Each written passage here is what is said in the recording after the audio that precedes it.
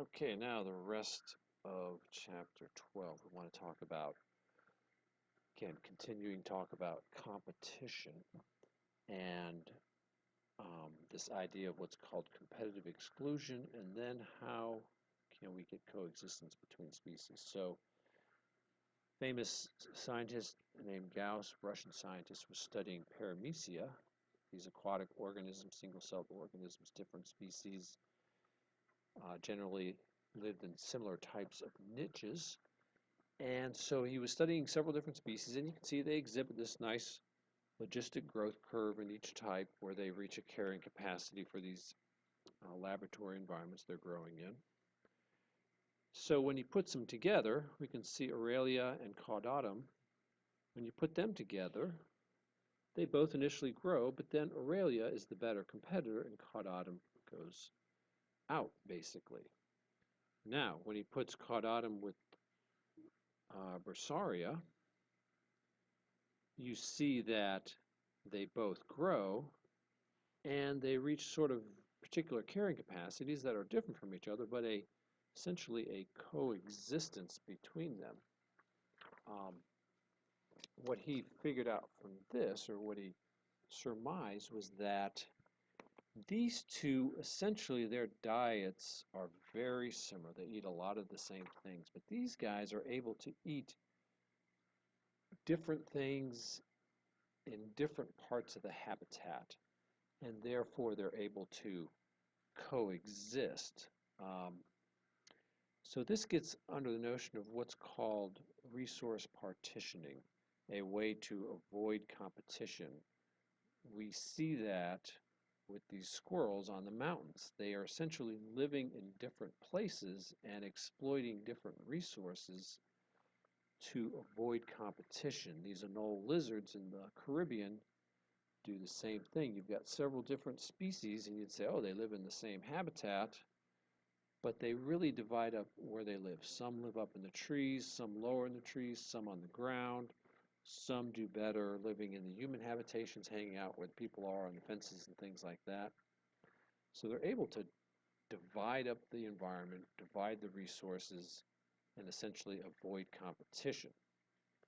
Um, Now, clearly with these organisms, it's not a conscious decision they're making. They don't have a committee and decide, I'll live up here, you live down there.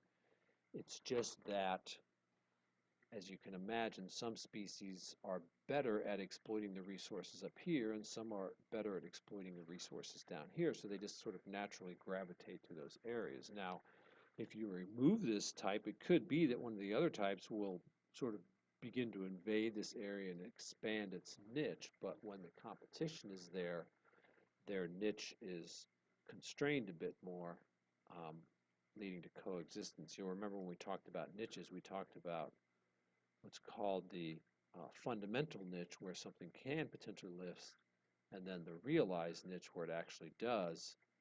Um, variable 1, variable 2.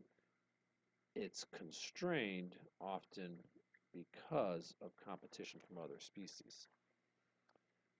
All right, so now let's just talk a little bit about modeling competition. I don't want to dwell on this too much, but you'll see an equation here that looks very similar to our logistic growth equation. It essentially is it, but modified with these competition coefficients, okay? So alpha is essentially the competition coefficient for the effect of species 1 on species 2. And beta is the effect of species 2 on species 1. Sometimes in the equation these are drawn this way. Alpha, effect of species 1 on 2, and alpha 2, 1, effect of species 2 on 1. So we can think about them that way as well. All right. And so it's the change in numbers of 1 based on the effect that 1 has on 2, and effect of 2 based on the effect that 2 has on 1. So you can see in the equation here, essentially, again, the effect that 1 has on 2 based on the number of individuals of species 2, and the effect of 2 on 1 based on the individual effect they have on individuals of species 1. So essentially, depending on the effect they have on each other and the number of individuals that are present of each type will impact the way competition proceeds between these species. All right, so when you modify these equations, you get what are called these zero-growth isoclines. Okay, and for each species, you have a zero-growth isocline, and here's the one for species 1, here's the one for species 2. And so essentially this line is the proportion of the two different species, that is the ratio of the numbers of 1 to numbers of 2 and the ratios of numbers of 2 to 1 at which you get essentially zero growth. So if, for example, species 1 finds itself out here, the number of individuals of species 1 will decrease until they hit the line because that's the equilibrium point. And the same with species 2. You find yourself out here, you'll decrease, here you'll increase. So essentially if you're below the line, your population will increase. If you're above it, you'll decrease. So again, each species has a different zero growth isocline, and when we put them together, because we've got two species, each with its zero growth isocline, we get 4 potential combinations. All right, in this one, the black line in each case, you'll notice, represents the zero growth isocline for species 1 and the red line for species 2. All right, here, the zero growth isocline for species 1 is further out than for species 2. So in this part of the graphical space, both species will decline in number. In this, both species will increase in number. Well, again, here's the zero growth isocline for species 1. So species 1 will decrease to this point, whereas here's the zero growth isocline for species 2. Species 2 will decrease to this size, and so what happens is species 1 essentially has a larger equilibrium population size than species 2, so when they're competing against each other, the equilibrium point overall is for species 1 to outcompete species 2. When you switch them around and the species 2 zero growth isocline is further out, again, they'll both decrease, but species 2 has a higher equilibrium species number than species 1, and it'll shift towards equilibrium point of species 2 outcompeting species 1. Now, when the growth isoclines, again, the red one is for 2 and the white one is for species 1, when they overlap, depending on how they overlap, you can either have coexistence or not coexistence. With this graph here, you do have this one point which is sort of an unstable equilibrium. That is, they're decreasing, they're increasing, but it would be unusual for them to just sit on that point. The species will tend to go, or the equilibrium will tend to go one way or the other towards an equilibrium where species 1 dominates or species 2 dominates, and it just depends, primarily on chance events, for example, which way it goes. Again, you have an unstable equilibrium here in the middle. Now notice the overlap has been shifted this time. So now, this we have a stable equilibrium because now species 2 decreasing, species 1 decreasing, both increasing, and so now the equilibrium drives them in each case towards this equilibrium point, and again, coexistence. So depending on where these zero growth isoclines fall and how they were related to each other, you can either get exclusion of one over the other or coexistence of them. Now, again, this is all in theory, and to boil it down, basically, competition is something that can lead to coexistence, but it all depends on how they use the resource. And essentially, if you get resource partitioning, if they're able to take the resource and use it in different ways, you can get coexistence. Um, what can influence these competitive outcomes?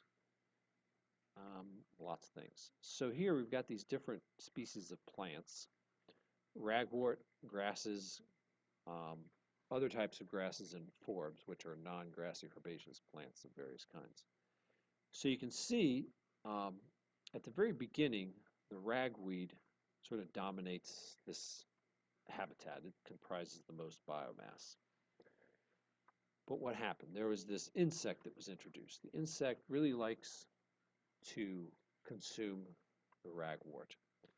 So essentially, after the insect is introduced, it changes the competitive arena for these different species. So now, whereas before the ragweeds were very dominant and could acquire lots of the resources, now that the ragweed population is being decreased by this insect that's introduced, now all of a sudden the grasses are released from that competitive pressure and they're able to begin to dominate the habitat as opposed to the ragweed. So this introduced predator. Disturbance impacts levels of competition. So we talked earlier about fire and fire creating patchy habitats, allowing species to come in and inhabit those disturbed areas.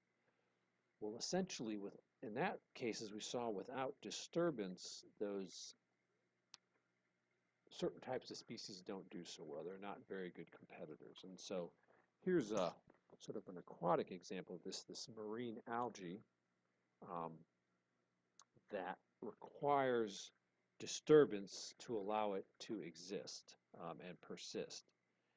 And essentially, without that disturbance, um, the density of the population is much lower than it would be otherwise. So, for example, you see here, if this species were persisting from one year to the next, the density would be the same from one year to the next. Okay, that's sort of just the zero growth ice line, not changing.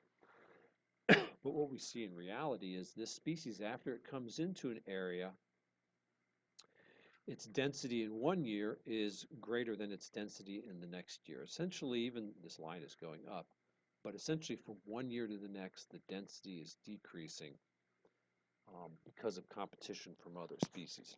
That is, this one requires disturbance to allow it to persist because the competition from other species will ultimately push it out. Evolution. Um, Over time, competitive outcomes can vary depending on how the different species, the competing species, evolve. This was an experimental example with houseflies and these blowflies. We talked about them earlier, these nasty little things. And they allowed the two species to sort of coexist in this one area and compete against each other and slowly change and evolve through time. And then what they did, it was somewhat curious, they basically took these experimental blowflies and experimental houseflies, that is the ones that had been grown together, and so they take the evolved blowflies and put them back with regular old houseflies, or they take the evolved houseflies and put them back with regular old blowflies, and what they find is that when the experimental houseflies are put with the wild blowflies, they do better than they would otherwise.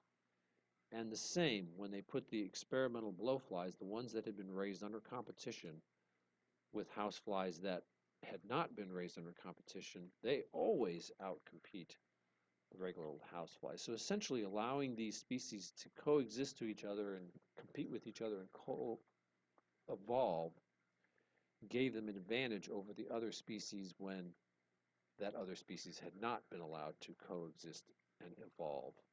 Um, all right, so I'm running out of time with this video. We will talk about character displacement in class.